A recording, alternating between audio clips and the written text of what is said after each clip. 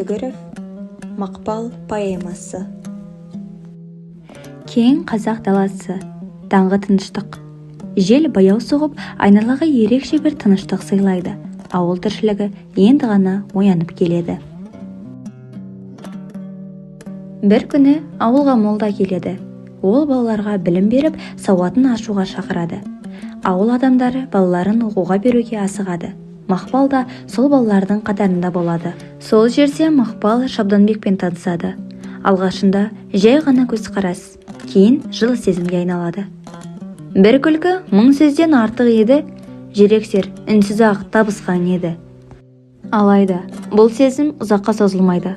Мақпалдың әкесі оның еркіндігін шектейді. Қатаң тәртіп, қатал сөздер. Ол қызының өз қалауымен өмір сүруіне қарсы болады. Көп ұзамай Мақпалды өз қалауынан тыс басқа адамға ұзатуға шешім қабылданады. Қыздың арманы мен сезімі ескерілмейді.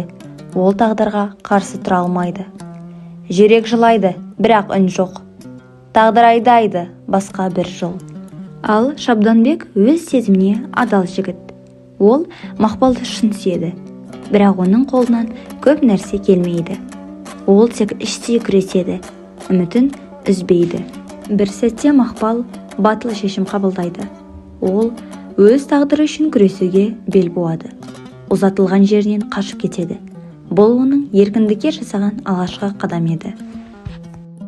Бірақ тағдыр оны тағы сынайды. Анасы қатты ауырып, қызын шақыртады. Мақпал үшін бұл өте ауыр сәт.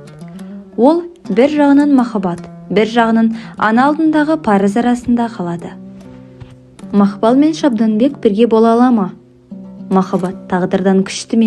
Әлде бәрін шешетін заман мен қоғам ба? Сезім бар жерде үміт бар, ал үміт бар жерде жүрек бар.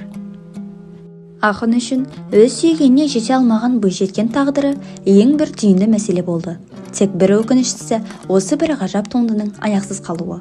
Құрметті кітап сүйер қауым, осы бір керемет шығарманы оқу арқылы соңғы шешімді өзіңіз қабылдаңыз.